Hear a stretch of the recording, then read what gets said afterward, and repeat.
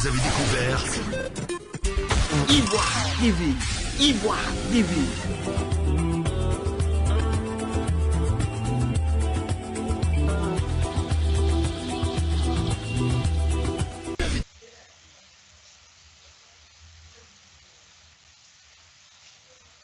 Mesdames, Messieurs, bonsoir et merci de nous rejoindre sur ivoiretv.net pour cette émission spéciale bilan de l'année 2020.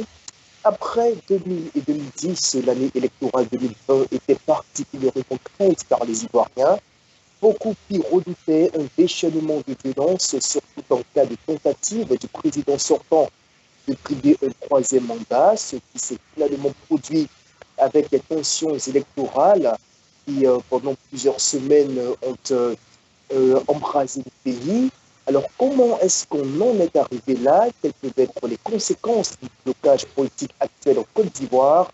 Quel bilan peut-on faire sur le plan politique de cette année 2020 particulièrement agitée et par la pandémie de la Covid-19 et par les tensions politiques dans le pays? Mamadou Traoré, vous êtes le conseiller spécial du président de Génération et Peuple Solidaire, Guillaume Soro. Bonsoir. Bonsoir, comment ça va? Ça va très bien, on se maintient. Alors, vous êtes également avec Pierre Kwame, notre consultant de ce soir. Pierre Kwame, vous êtes rédacteur en chef du site ivoirematin.com. Bonsoir. Bonsoir, Adi. Voilà, alors je pense que le décor, il est planté. Nous sommes là pour faire donc le bilan de l'année 2020 de façon globale en Côte d'Ivoire. Alors, quels sont les faits marquants? Je vais commencer avec vous, professeur Mamadou Traoré. Quels sont les faits marquants que vous avez retenus au cours de cette année? Alors, les faits marquants, au-delà des différents drames de la Covid, sur le plan politique, ce sont les crises pré-électorales, la crise électorale et la crise post-électorale, avec son nombre élevé de blessés, de morts et de destruction de biens. Ce sont les faits marquants, je peux dire, qui ont attiré mon attention pour l'année 2020. Et bien entendu, ces faits-là sont la conséquence de la candidature anticonstitutionnelle du président de la République sortant, qui, contre l'avis de la Constitution, l'avis de la majorité des Ivoiriens, il s'est imposé aujourd'hui à nous en tant que chef de l'État. Parce qu'il faut faire la différence entre le président de la République et le chef de l'État. Le président de la République, c'est celui-là qui est élu et qui a bénéficié, bien entendu, du suffrage universel, qui a bénéficié des voix des Ivoiriens. Mais le chef de l'État, c'est quelqu'un qui s'est installé, même quand il s'est installé par la force, même quand il s'est installé même par un coup d'État, il est appelé chef de l'État.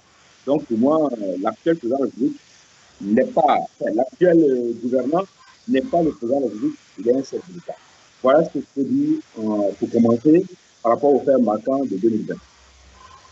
Ok, alors Pierre Kwame, votre regard sur 2020 en termes de faits marquants sur les années de l'année?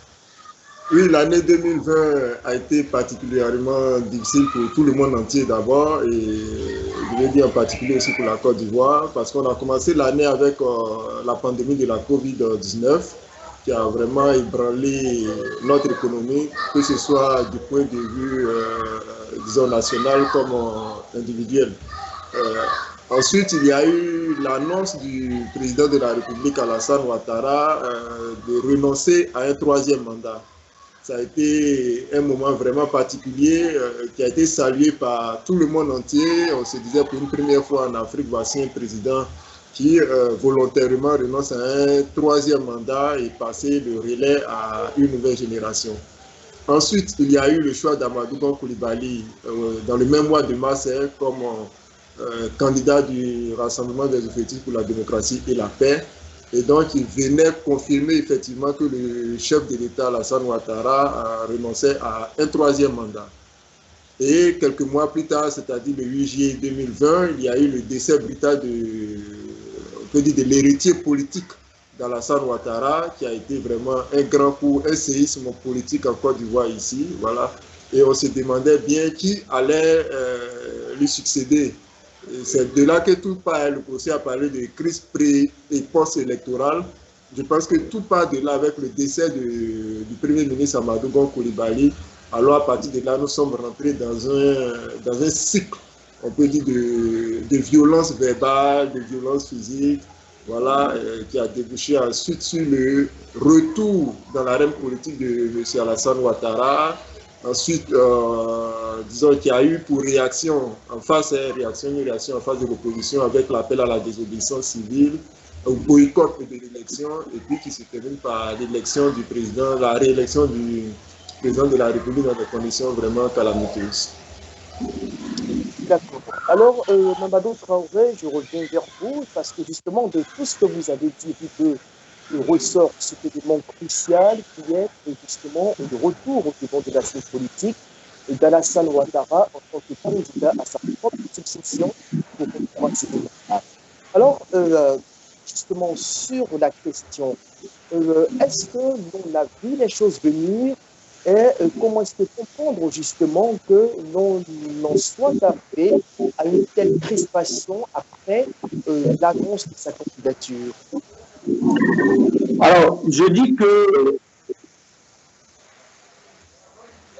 que au fond de nous n'avons pas été en réalité surpris par ce qui arrive, parce que depuis déjà 2019, depuis février 2019, où le président de la République a imposé à Guillaume Soro sa démission à la tête de l'Assemblée nationale, depuis aussi fin décembre, avec l'arrivée manquée fin décembre 2019, avec l'arrivée manquée de Guillaume Soro, nous nous étions attendus donc à quelque chose de semblable. Je l'ai dit, c'est vrai qu'on a évoqué la candidature du Premier ministre Amadou Gon, mais personnellement, je ne sais pas convaincu, moi,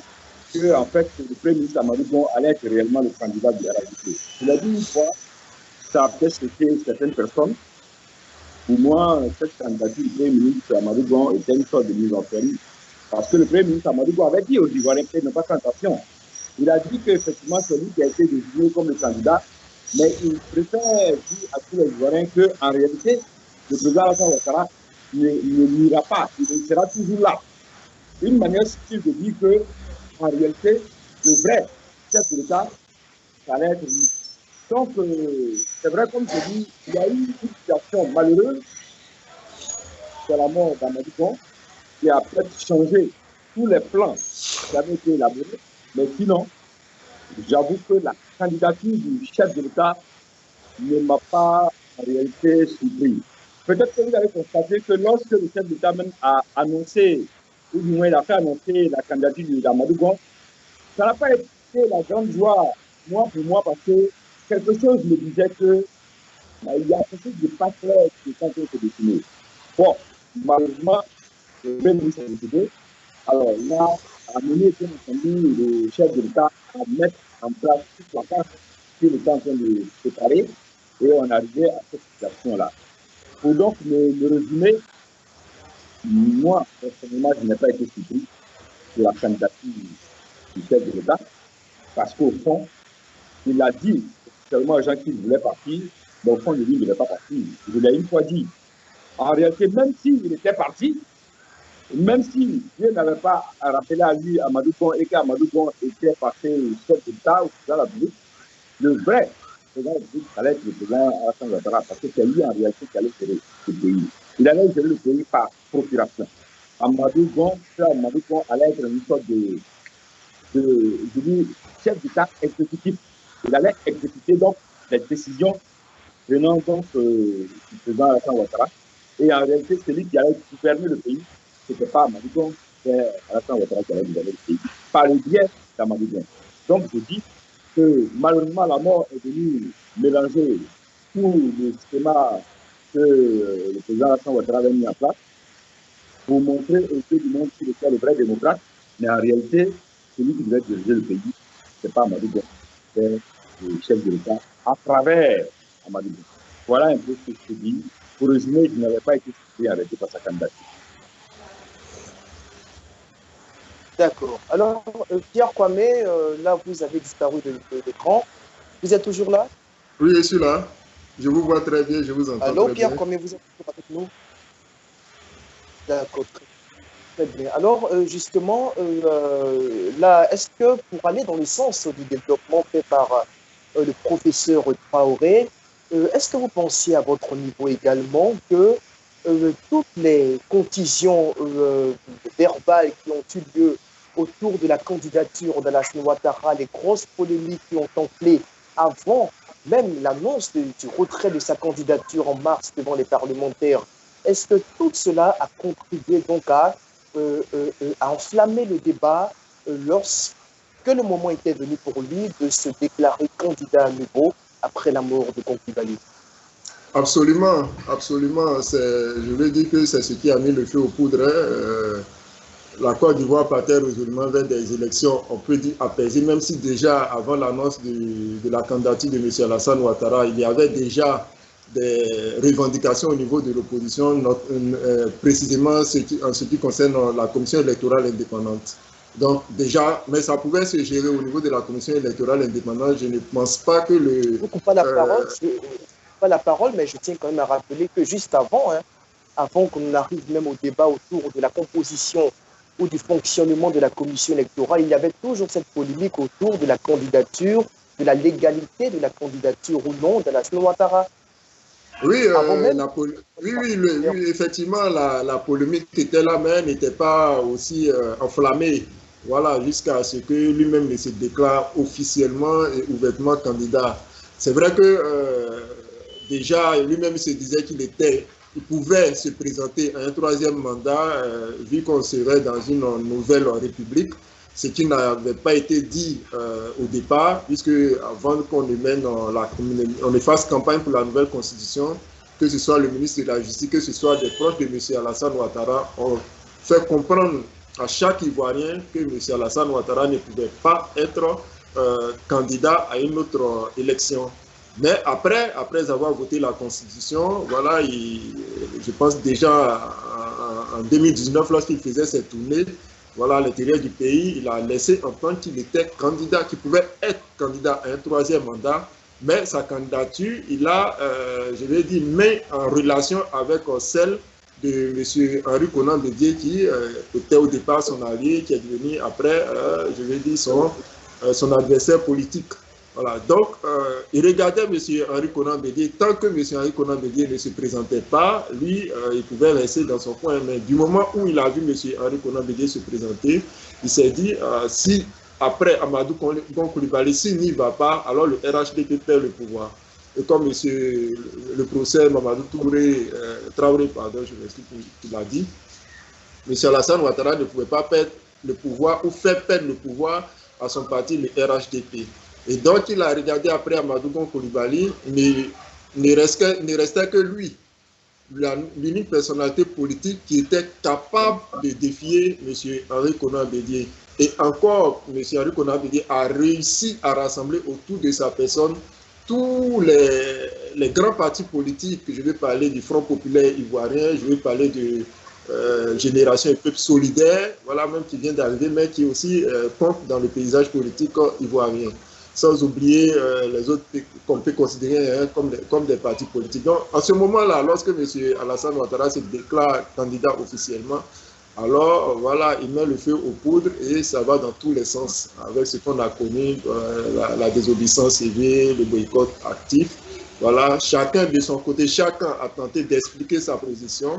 Mais voilà, ce qu'on sait, c'est que voilà, au départ, en ce qui concerne la Constitution, on nous a fait dire, sinon on nous a fait comprendre que M. Alassane Ouattara ne pouvait pas être candidat à un troisième mandat. Et c'est là tout le conflit qui a eu lieu, voilà, ces derniers mois. C'est le nœud, on peut dire, voilà, le nœud du problème aujourd'hui. Tout à fait. Professeur Mamadou Traoré, vous êtes avec nous? Oui, je suis là. D'accord, on a du mal à vous apercevoir, mais bon, je pense que... Ah bon?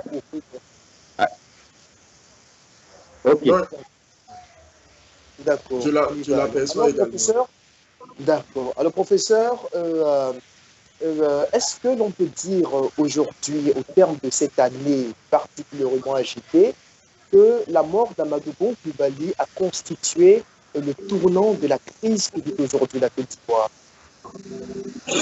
Je ne dirais pas que la mort du Premier ministre Amadou Gon a constitué le tournant de la crise. Je dirais que la mort d'Amadou Gon peut-être a précipité le plan qui avait été confectionné. Parce que, rappelons-nous que la crise a commencé déjà depuis février 2019, où la candidature, où on a obligé le président Guillaume Soroa à démissionner.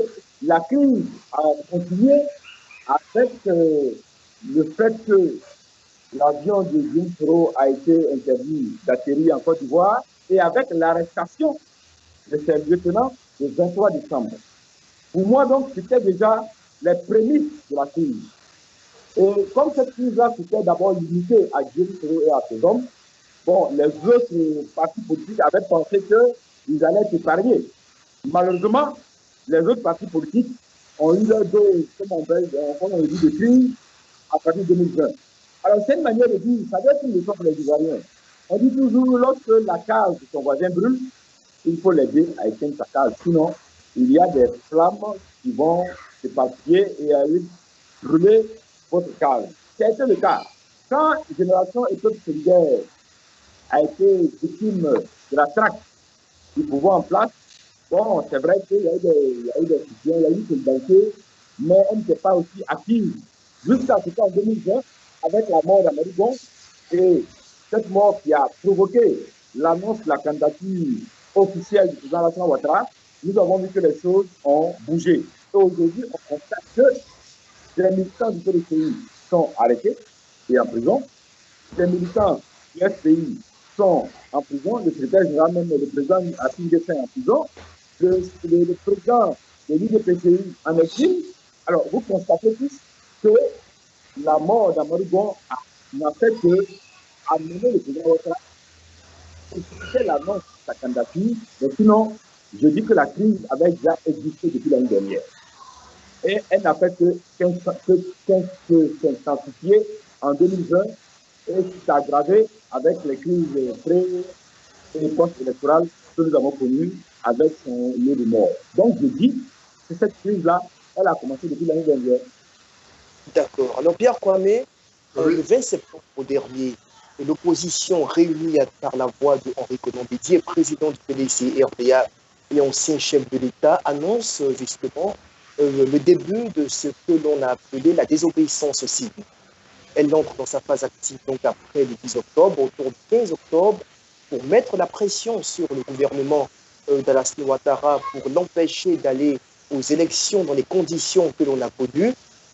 Elle se déroule avec tous les dégâts collatéraux que l'on sait, avec, on parle d'un bilan qui tourne autour d'une centaine de morts, on parle de très nombreux blessés, il y a des centaines de personnes qui sont toujours incarcérées donc suite aux différentes violences qui se sont produites en Côte d'Ivoire. Est-ce que vous pensez qu'aujourd'hui, cette désobéissance civile-là a eu des conséquences sur la configuration politique dans le pays? Absolument. Une telle action ne peut ne pas avoir de conséquences sur la configuration politique en Côte d'Ivoire. Voyez-vous, aujourd'hui, le PDCI n'a plus son homme fort qui est M. Maurice Kakou Dikaoué, qui est voilà, en prison. C'est vrai qu'il est évacué en ce moment en France pour des soins. Vous avez le FPI d'Afin Guessan qui n'existe pas pratiquement plus, puisque c'était lui, voilà, l'homme fort de son parti. Et aujourd'hui, c'est vrai, Laurent Gbagbo, on annonce son arrivée, mais son parti également n'arrive plus à s'exprimer correctement comme il le faut. Et il n'y a que M. Henri Konan Bédié qui donne de la voix, mais sans véritable, je vais dire, conséquences sur, voilà, sur le plan politique. Et aujourd'hui, ce mot d'ordre de désobéissance civile, puisque le but visé n'a pas été atteint, a rendu encore plus fort M. Alassane Ouattara, qui aujourd'hui tient les leviers du pouvoir. Et quand on regarde aujourd'hui l'opposition qui se dit prêt à aller aux législatives, on se dit, mais pourquoi alors avoir boycotté l'élection du 31 octobre si c'est pour aujourd'hui accepter d'aller aux législatives avec la même commission électorale indépendante, avec le même chef de l'État qui est à la tête, avec le même gouvernement. Alors, on aurait pu utiliser toutes ces forces qu'on a jetées dans la désobéissance civile, dans le boycott actif, pour se rassembler, s'organiser et affronter M. Ouattara. Quoique sa candidature, voilà, quoi qu'on peut toujours discuter sur la légalité, la légitimité de sa candidature, mais l'opposition aurait pu faire bloc derrière peut-être M. Henri Konan Bédié, qui aujourd'hui est le chef de file de l'opposition, pour voilà, aller essayer de gagner ces élections. En ce moment-là, aujourd'hui, peut-être que l'opposition serait soit au pouvoir ou allait sortir grandi et fortifié par cette élection. Non, bon, on a préféré la désobéissance civile, le boycott actif. Et M. Henri Konan Bédié, même qui, je l'ai dit, un homme très expérimenté, devrait comprendre que le boycott actif ne pouvait pas annuler les élections. Voilà. Lui, s'il a eu à faire face en 1995, malgré le boycott actif du Front républicain constitué par le Front populaire ivoirien, le Rassemblement des républicains, il a pu voilà, organiser les élections et il a été proclamé président de la République jusqu'au coup d'État de 1999. Et donc, je pense que ce mot d'ordre de désobéissance civile, c'est vrai, a changé la configuration au plan politique aujourd'hui, mais après coup, on s'est dit que ça a été une mauvaise stratégie. Monsieur Madou Traoré, est-ce que vous partagez l'analyse de Pierre Kwame? Est-ce que vous pensez aussi que l'opposition a été décapitée? Guillaume Soro, s'est trouvé toujours en exil, il a pas rencontré. Laurent Gbagbo, qui est toujours en exil malgré l'obtention de ses passeports. Ma Poiteuse, qui est également en exil, avec ma Poiteuse qui, qu'est-ce que descend tiré. Est-ce que l'opposition, finalement, au sortir de cette de tumulte, a été décapitée? Moi, personnellement, je ne pense pas que l'opposition a été décapitée. Je pense que l'opposition, peut-être, a connu et est en train de connaître un moment de faiblesse. Comme dans toute opposition dans le monde, il y a des hauts et des bas dans toute lutte politique. Je pense donc que c'est peut-être un moment, un passage un peu froid lié à l'opposition, mais à mon avis, l'opposition n'a pas été décapitée. L'opposition, c'est vrai, dans le bras de fer qu'elle a engagé avec le chef de l'État Alassane Ouattara pour l'empêcher d'aller aux élections, peut-être que l'opposition à ce niveau-là, ce bras de fer a tourné peut-être en faveur du chef de l'État Alassane Ouattara, mais quelque part, l'objectif de l'opposition aussi, c'était de faire en sorte que le chef de l'État soit présenté au monde entier comme un chef de l'État mal élu. Et aujourd'hui, le monde entier retient que le chef de l'État est un chef d'État mal élu, puisque toute la presse occidentale a relevé le taux réel de participation qui n'a pas dépassé les 10%. Contrairement mal élu, mais qui gouverne quand même. Mal élu, mais qui gouverne quand même. Oui, je dis bien mal élu, mais qui gouverne. Vous savez, on peut gouverner sur le plan légal, mais si on n'a pas la légitimité, parce qu'aujourd'hui, je dis, le chef de l'État, Alassane Ouattara, il est peut-être le président légal, mais n'est pas légitime. Quand vous n'avez pas la légitimité, soyez sûr certain que vous allez mal gouverner. Oui. Nous sommes pour le moment à quelques mois du début de sa gouvernance pour le 3e mandat, mais je dis bien que je ne suis pas convaincu qu'à ce rythme-là, le chef de l'État va bien gouverner son pays. Je ne suis pas convaincu. L'opposition n'est pas décapitée. Je pense que c'est une sorte de réplique stratégique pour l'opposition, pour refaire ses armes avant de venir à l'offensive. Voilà pourquoi je ne partage pas, et ça je le dis, la volonté de l'opposition d'accompagner le chef de l'État sur ces élections législatives à venir. Plus d'une fois, j'ai intervenu là-dessus et j'ai dit que je n'étais pas d'accord. Parce que pour appuyer mon collègue, c'est que si on est d'accord pour aller aux élections avec les conditions que nous avons contestées pour les élections présidentielles, alors il fallait donc nous éviter, tout est mort. Voilà pourquoi je dis et je répète que ce serait vraiment une grosse bêtise et une faute politique pour l'opposition d'aller à ces élections législatives dans ces conditions. Les conditions ne sont pas réunies, la CEI n'est pas réformée comme il le faut, la liste électorale n'est pas révisée, les prisonniers politiques ne sont pas libérés, ceux qui sont en exil ne sont pas arrivés.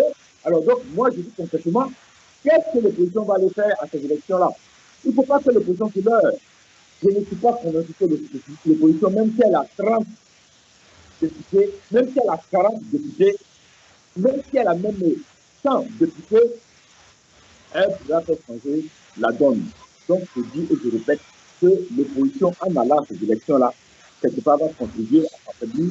Et si malheur pour elle, cette opposition-là, elle a un nombre réduit de députés, alors le pouvoir en place va démontrer à l'opinion internationale qu'en réalité, l'opposition n'est qu'une opposition de façade, elle n'a pas de force.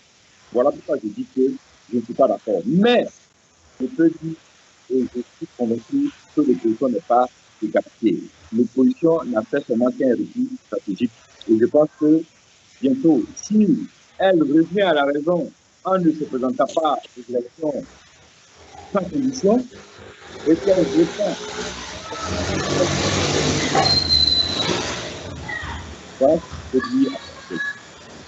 D'accord, au plus stratégique, c'est ce dont vous parlez, professeur Traoré. Dans le même temps, Pierre Poinet, en parlant justement de la volonté de l'opposition de participer aux élections législatives à venir, qui doivent se dérouler dans seulement quelques mois, est-ce que vous pensez qu'en termes de conséquences, que tout cela peut avoir, finalement, le pouvoir de la Ouattara en sortira renforcé et va démontrer, comme l'insinuait tout à l'heure le professeur Traoré, à la face du monde entier, que c'est finalement lui le pouvoir légitime et choisi par les Ivoiriens? Absolument, absolument. Ce que le professeur dit, c'est vraiment, c'est réel. L'opposition, je ne peux pas préjuger si elle fait bien ou mal d'aller à ces élections, mais je me dis qu'il faut être conséquent envers soi-même. Lorsqu'on a décidé de boycotter des élections pour des problèmes qui n'ont pas valablement changé, voilà, alors à quoi bon de se rendre aux législatives? Voilà. En ce moment-là, on aurait dû aller à la présidentielle. À moins que l'opposition ne se dise qu'elle a commis une erreur, voilà, en refusant de participer au scrutin présidentiel.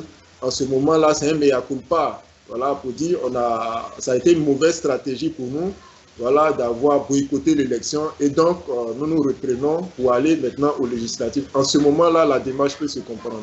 Mais aller aux législatives dans ces mêmes conditions, c'est sûr que M. Alassane Ouattara et le RHDP vont l'emporter, hein, parce que lorsqu'on regarde,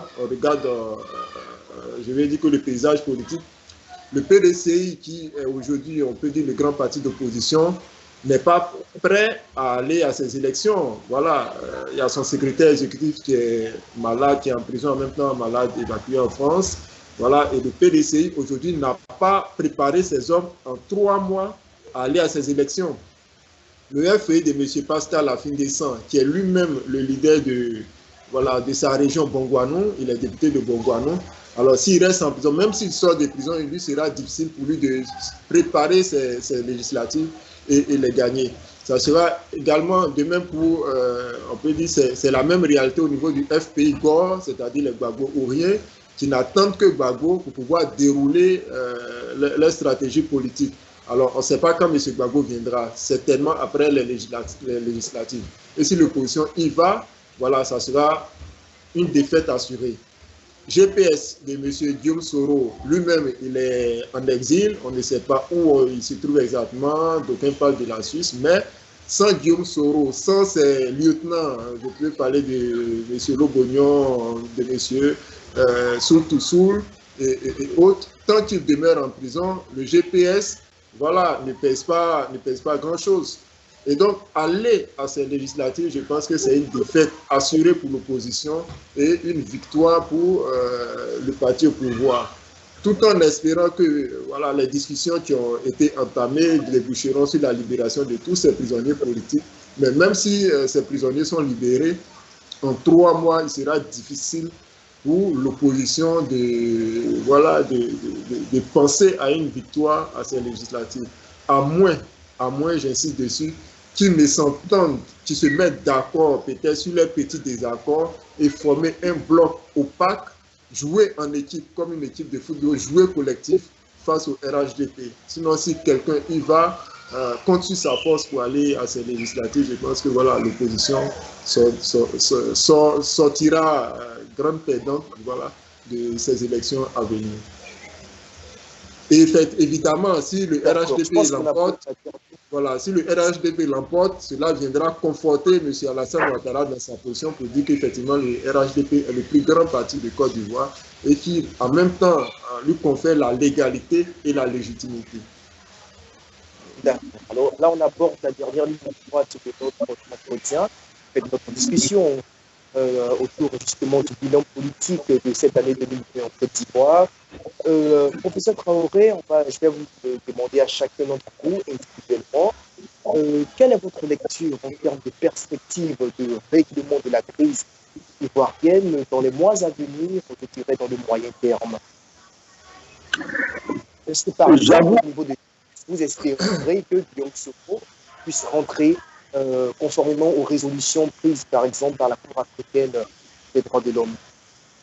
Alors, au niveau de la Cour africaine des droits de l'homme, je crois que le président Ouattara a vraiment donné sa position. Il n'est pas prêt, alors il n'est pas du tout prêt à exécuter les résolutions de la Cour africaine des droits de l'homme. Donc, pour moi, il a déjà exécuté ces résolutions dans la Cour. Alors, ce qui fait que pour moi, 2021 s'annonce difficile sur le plan politique. 2021 s'annonce difficile parce qu'aujourd'hui, fort de sa position, je ne suis pas convaincu que le président Alassane Ouattara va lâcher l'Est. Il va vouloir penser plus fort qu'avant. Il va vouloir serrer encore les choses afin de décapiter complètement l'opposition. Parce que c'est ça son objectif. Il veut aujourd'hui gouverner sans aucune opposition. Il veut amener l'opposition à se soumettre totalement à sa volonté. Donc, je ne vois pas le président Alassane Ouattara poser un acte de décrispation. S'il le fait, ce sera vraiment pour moi une surprise agréable. Je dis bien une surprise agréable. Mais sincèrement, je ne m'attends pas du tout à grand-chose de sa part. Moi, par exemple, je ne m'attends pas à ce qu'il puisse, par un moment de gentillesse, faire venir Guillaume Soro, parce que je répète, aujourd'hui, l'adversaire que je dirais le plus coriace du président Alassane Ouattara, c'est bien Guillaume Soro. Celui, en fait, que le président Alassane Ouattara craint parmi tous ses adversaires politiques aujourd'hui, c'est le président Guillaume Soro, qui le connaît très bien, qui connaît ses forces et ses faiblesses. Et c'est lui qui arrive à l'amener à poser tous ces actes qu'il a posés.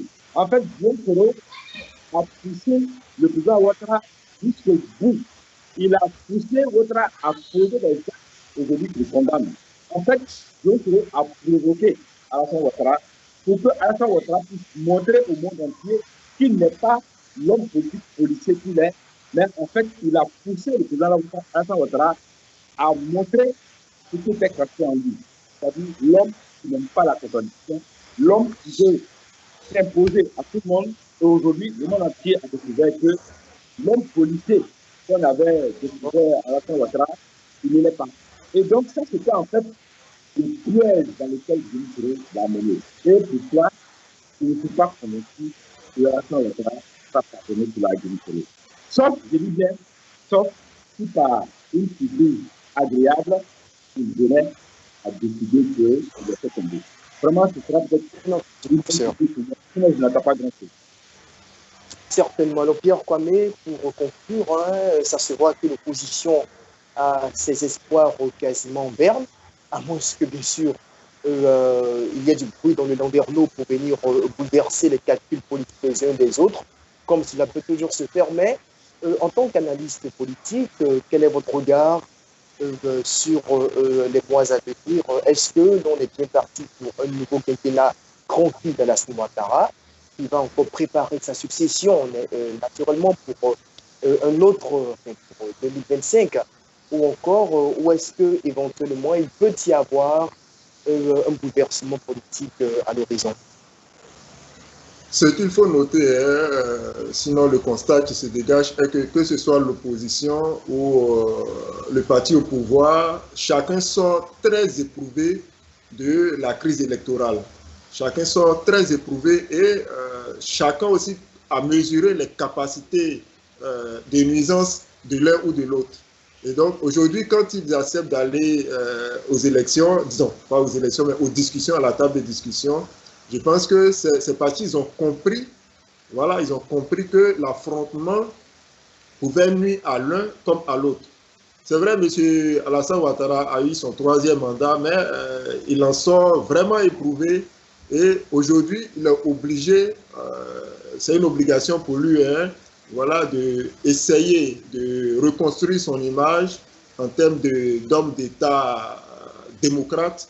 Et en ce moment-là, il sera amené, au bout des discussions qui sont déjà engagées, à, je vais dire, poser des actes de décrispation à travers la libération des prisonniers politiques, voilà, et de faire en sorte que ceux qui sont aujourd'hui en exil reviennent au pays.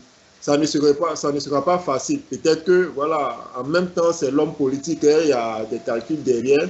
Son objectif, c'est d'avoir la majorité aux législatives et c'est sûr qu'il aura aussi de la stratégie dans ce sens-là. Mais au bout du compte, c'est de faire en sorte d'apaiser la situation sociopolitique afin que son quinquennat soit, on ne peut plus paisible. Mais il y a ce qui change la donne. En toute chose, il y a quelque chose de positif. Il y a quelque chose de positif. Je veux dire, au niveau de l'opposition, cette crise, c'est-à-dire la contestation du 3e mandat de M. Alassane Ouattara, a montré à l'opposition qu'elle peut s'unir, qu'elle peut s'entendre pour jouer véritablement son rôle d'opposition. Vous voyez, depuis 2017, depuis 2010, M. Alassane Ouattara et le RHDP n'ont pas eu affaire à une véritable opposition en face. Mais depuis août, sinon juillet, on voit très bien que le parti au pouvoir est à l'épreuve d'une opposition. Une opposition qui joue vraiment son rôle et je pense que cette opposition-là doit encore s'améliorer en se mettant véritablement ensemble, en faisant fonctionner cette plateforme des partis et groupements politiques d'opposition pour vraiment être le contrepoids qu'il faut au RHDP. Et donc le quinquennat de M. Alassane Ouattara, c'est vrai, avec les discussions, les gestes de décrispation qu'il peut poser, peuvent amener un tant soit peu à baisser la tension, mais ce qui change, c'est qu'il aura en face une véritable opposition. Voilà. Et voilà, c'est ce que je voulais dire pour conclure. Merci d'avoir été là. Je rappelle que nous étions justement dans le cadre de cette émission spécialement consacrée donc, au bilan politique de l'année 2020. Consultant que vous étiez Mamadou Traoré, conseiller spécial de Guillaume Soro, chargé des affaires politiques. C'est bien ça, professeur? Oui. C'est bien ça? Chargé de la relation des partis. Et Pierre Kwame, rédacteur en chef ici. Vous dites? Chargé de la relation des partis politiques. Voilà. D'accord, merci pour la précision, professeur. Et Pierre Kwame, rédacteur en chef du site Ivoire Matin. C'est donc terminé pour cette émission spéciale. On va se dire au revoir en souhaitant bien sûr une très bonne année 2021 donc à nos internautes, à tous ceux qui nous ont suivis durant cette année 2020. On a eu plusieurs échanges de ce genre. On va certainement reprendre notre bâton de pèlerin sur le plan médiatique dès le début de 2021, si Allah portait très bien. Et puis, très bonne année à tous, c'est surtout à la Côte d'Ivoire. Merci à tous. Merci. Merci. Merci.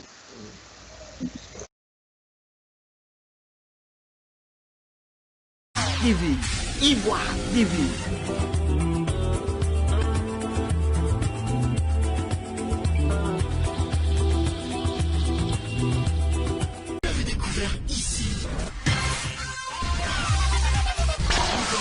Que vous avez découvert Ivoire TV, Ivoire TV.